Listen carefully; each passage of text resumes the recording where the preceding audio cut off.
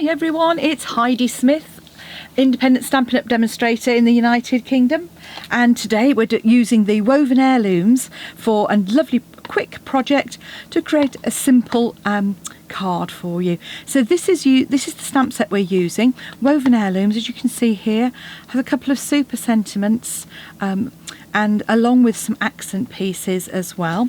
And I've just used some scraps of my lovely woven heirlooms paper. This is only available till the end of, well, till stocks run out, but till the end of May this year. And this is lovely paper because on the one side you've got some fairly solid colours, followed by some beautiful sort of vintage chic patterns on the others, using all our lovely in colours. So you can see this pretty peacock there, but super rococo rose and terracotta tile, bit of purple posy too, but some super patterns that you can really mix and match together to create some lovely effects. So this is the card. So it uses just some scraps I happen to have hanging around in my stash. So the colours I've used on this one are Rococo Rose and Seaside Spray, and this time I thought because my scrap of paper, because of the colours of my papers, I thought I'd go for the Seaside Spray but with some terracotta tile. So I'm going to get those two ink pads out. I've already put my stamps on the blocks, and we just need to do some cutting as well for these bits of scraps. And what I have used is the Stitched So Sweetly dies to create my stitch shape. And what I do is when I've got my dies out, I do cut a stash of these, so I always have those to hand to quickly create a focal point. But if you haven't got those, then you can just cut a standard rectangle. Okay, so we're starting off with a standard card base, tent fold, you can see here, 10.5 by 29 centimetres, scored at 14.5. That's 11.5 inches, scored at 5 3/4 inches, and it's 4 1/8 in width. So that's our card base. We then need to create our side layer, and to start off with, I'm just going to cut that to 4 centimetres by 13.5 4.5 centimetres.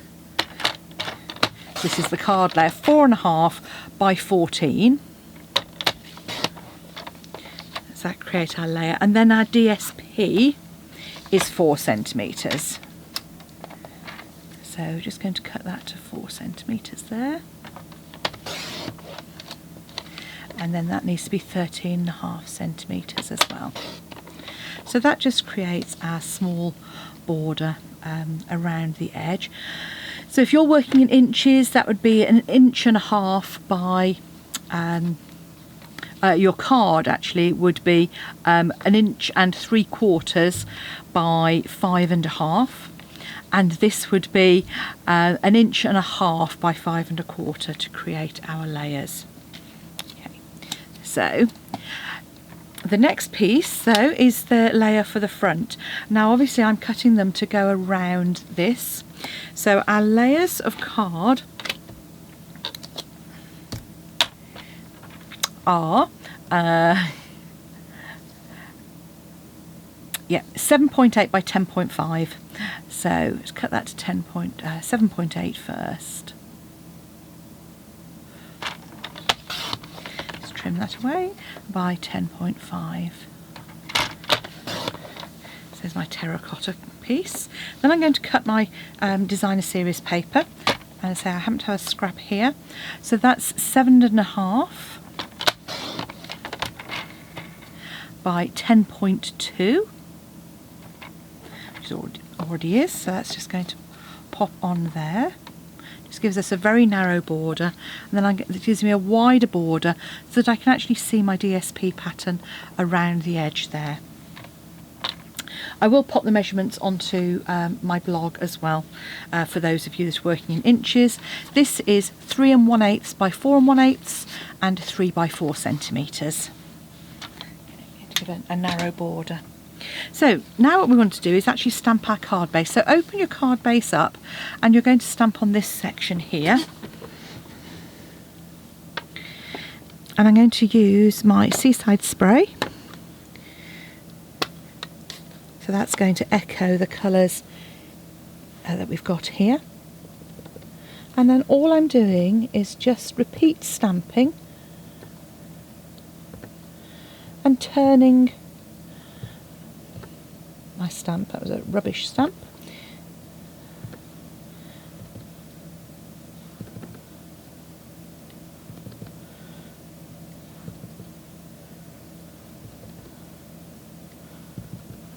And I'm just, as I say, repeat stamping means stamping again and again, and I'm turning my stamp as I go along so that they're not always going in the same direction.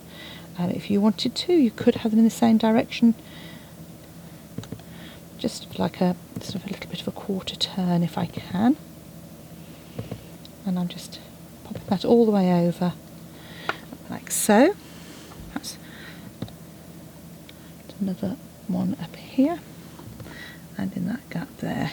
Because what you want is when your panel goes on for some of those to disappear. So I'm just going to come with another one in here and another one at the bottom there. So that's a repeat stamping. What I am going to do is, while I've got my ink pad out, is I'm just going to add a couple of those to the inside of my card as well. And obviously, and if I'd got my envelopes here, I'd add that to the envelope as well, so that all matches together. So if we put our card to one side, this layer is very straightforward because it just goes flat onto the card.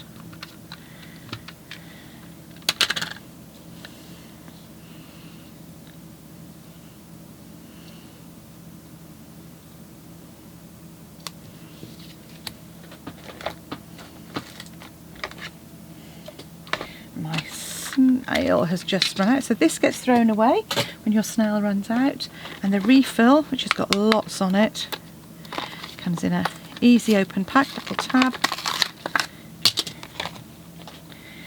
and all you do is you take the little cardboard runner out, little protector, and just clip it back together, so you're not throwing away a whole plastic case all the time. So I'd be really interested with our new stamp and seal to see how that goes. So I usually try and add my layers once the card's open. The reason for that is because otherwise it tends to, you can, if you're not careful, bounce about. So yeah, move up and down a bit. So there we go, there's my panel going on there. And then I'm going to add, while I've got my glue out, my DSP, Designer's Heroes paper, Stampin' Up Speak, to my card layer. Again, this is the narrow border, so just be careful aligning that. And that's going to be stuck on with our dimensionals. So these are our double-sided sticky pads. You don't need to cover the back with these. I usually say so one in each corner and one in the middle, give it a bit of support. That's fine. So pop that to one side, because the next thing we need to do is actually stamp our sentiment. So I've done my sympathy card. So this is to show that this design, really depending on the sentiment that you use, can be used for any occasions. So there we go. This is where I always struggle with stamping straight. There we go. Now I'm going to very quickly clean my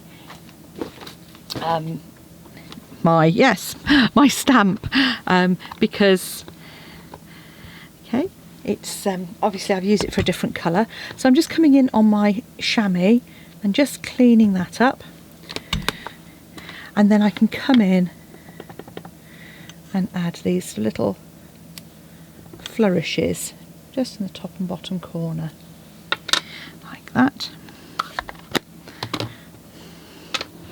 And then all that remains is to give that a second to dry, add that then to the front of my card panel. So as you can see, as I said before, look, I've left a nice border around that, so you've got to see that lovely paper. But it just shows that you haven't got to use a lot of the paper on the front of a card to create something really effective. So all we do now is add our panel to the centre of our card, and there we have a card perfect to wish someone a happy birthday, or with your alternate sentiment, then it makes a lovely sympathy card. Thanks for watching. Come back and see me again soon, and if you'd like to purchase any of the products you've seen today, just pop along to my blog at flutterbyheidi.co.uk and you'll find the links there to all of the products, and alternatively pop along to my shop heidismith.stampinup.net. I'd be delighted if you chose me as your demonstrator, and please do subscribe to my YouTube channel so you get told about any future videos. Thank you for watching. Bye now.